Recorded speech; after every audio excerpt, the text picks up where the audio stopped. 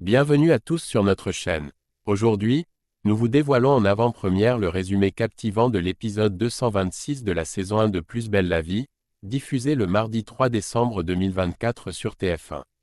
Dans cet épisode riche en émotions et rebondissements, nous suivons Vanessa, prête à tout pour en finir avec Anthony Charon, alors que des secrets de famille explosent autour d'Ophélie. Pendant ce temps, Luna lutte pour sa dignité dans un environnement carcéral oppressant. Et les tensions montent entre Emma et Baptiste en Australie. Quel mystère entoure le passé d'Ophélie, et jusqu'où ira Vanessa pour protéger ceux qu'elle aime? Préparez-vous pour des révélations choquantes et des affrontements intenses. Restez avec nous pour tout découvrir. N'oubliez pas de liker, commenter et vous abonner pour ne rien manquer des prochains épisodes et analyses. C'est parti. Dans Plus belle la vie, la tension monte autour de Vanessa et Anthony Charon. Vanessa, déterminée à apaiser la situation, décide de remettre l'argent à Anthony afin de mettre un terme à leurs différends. Toutefois, elle insiste pour qu'Apolline ne se mêle pas à cette affaire, jugeant cela trop risqué et potentiellement dangereux pour elle. Pendant ce temps, Bauer, cherchant des indices sur l'affaire, se rend chez Babette. Il espère obtenir des informations sur Myriam Toussaint, une femme qui a autrefois travaillé avec Babette. Ce nom intrigue particulièrement la police, car il a été retrouvé dans un carnet appartenant à Anthony Charon, ce qui pourrait être une piste importante dans l'enquête. De son côté, Ophélie remarque que Vanessa semble particulièrement anxieuse, un comportement inhabituel selon elle. Elle confie à Ulysse qu'elle ne l'a pas vue dans cet état depuis le décès de leur père, ce qui accentue son inquiétude. Ulysse, pour détendre l'atmosphère, propose à Ophélie de partir en vacances, espérant qu'un changement d'air leur ferait du bien. Cependant, il lui suggère aussi de rester dans les environs du Mistral pour la journée, probablement pour plus de sécurité. Par ailleurs, Aya intervient en promettant de veiller sur Ophélie, ajoutant une couche de protection dans ce contexte tendu. Dans Plus belle la vie, la relation entre Emma et Baptiste traverse une période de turbulence. Alors qu'ils devraient profiter de leurs vacances, Emma reçoit un appel en visioconférence pour son travail. Cela agace Baptiste, qui lui rappelle qu'ils sont censés passer du temps ensemble et déconnectés. Fatigué de cette situation, Baptiste exprime son mécontentement, mais il finit par se calmer lorsque Gabriel arrive sur place, apportant une ambiance plus détendue. Pendant une conversation avec Gabriel, Emma se confie sur les difficultés qu'elle rencontre dans son couple avec Baptiste. Elle explique qu'ils sont souvent en désaccord et que cela les mène régulièrement à des disputes. Cependant, Emma révèle qu'elle se sent épanouie en Australie, où elle vit une expérience enrichissante grâce à son travail, qui la passionne profondément. Gabriel, en tant que soutien bienveillant, lui conseille de ne pas se laisser envahir par la culpabilité.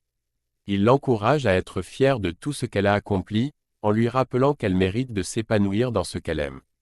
Dans Plus belle la vie, Luna vit un calvaire quotidien en prison, où chaque instant semble plus insupportable que le précédent.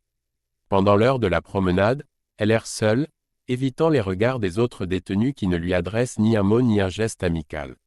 La tension monte lorsqu'une prisonnière la bouscule volontairement au passage, cherchant probablement à l'intimider. Très vite, le reste du groupe se range du côté de cette détenue, isolant Luna encore davantage. L'atmosphère devient oppressante, et Luna se retrouve dans une position vulnérable. Heureusement, un gardien intervient pour calmer la situation, mais cela ne fait qu'effleurer la surface des problèmes qu'elle doit affronter. Lorsque Luna retourne dans sa cellule après cette épreuve, une nouvelle désillusion l'attend. Elle découvre que toutes ses affaires personnelles ont disparu, emportées pour être désinfectées en raison d'une infestation de punaises de lit. Ce problème, qui touche l'ensemble de la prison, aggrave encore les conditions déjà déplorables de détention.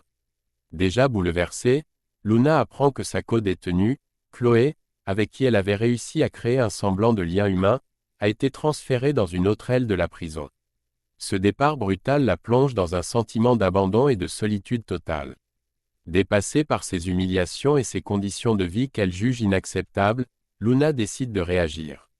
Elle demande avec insistance à voir son avocate, espérant que celle-ci puisse l'aider à dénoncer ces traitements qu'elle qualifie de maltraitance.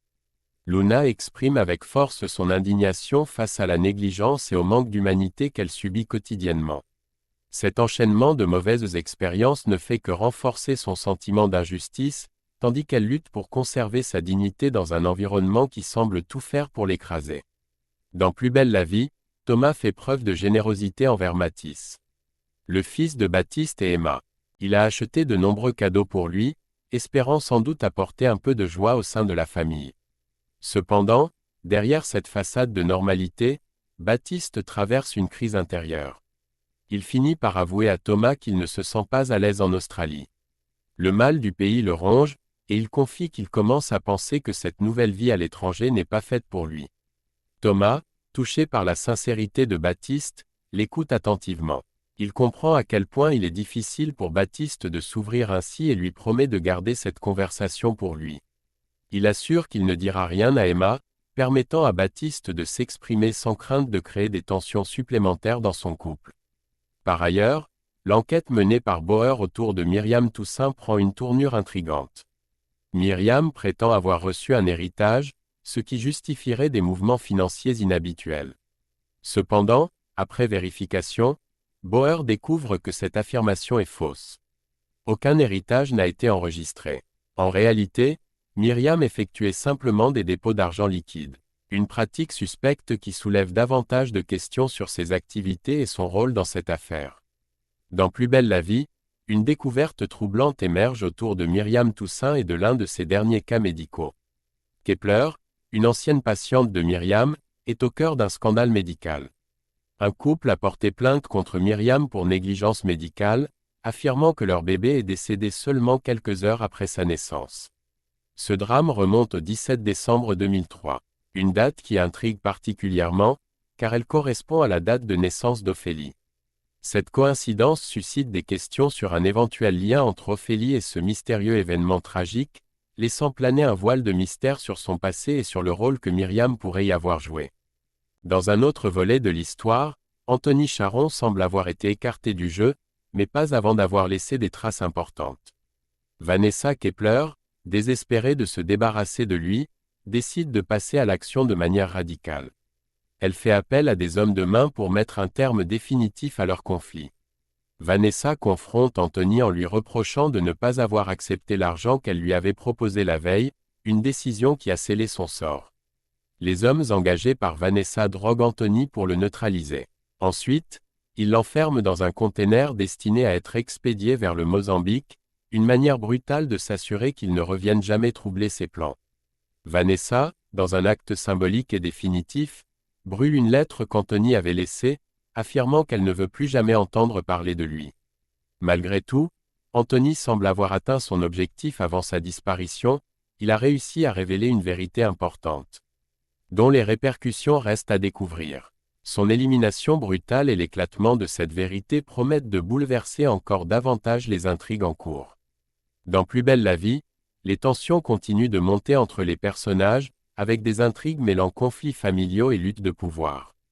Thomas, inquiet pour son fils Baptiste et sa belle-fille Emma, discute avec Gabriel des tensions dans leur couple. Il propose une idée pour essayer de les rapprocher. Organiser une randonnée en famille dès le lendemain. Thomas espère que cette activité commune permettra de recréer des liens et de leur offrir un moment de détente, loin des conflits du quotidien. Pendant ce temps, dans un autre registre, Luna doit faire face à une nouvelle menace dans l'univers carcéral. Cecilia, une détenue influente et bien connectée au sein de la prison, débarque dans la chambre de Luna en apportant un plateau repas.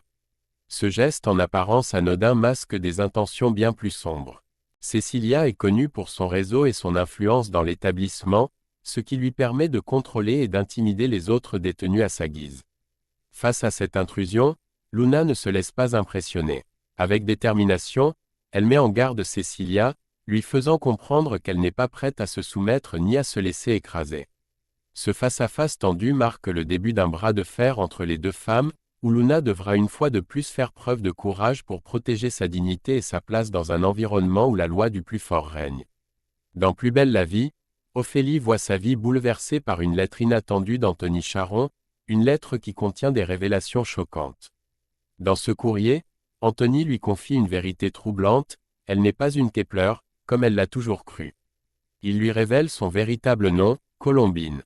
Cette information, déconcertante et lourde de conséquences, est accompagnée d'une preuve tangible glissée dans l'enveloppe, comme pour dissiper tout doute sur ses propos.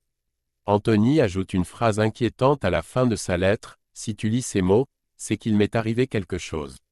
Ces mots laissent entendre qu'Anthony, conscient des dangers auxquels il était exposé, a écrit cette lettre comme une sorte de testament ou de message posthume.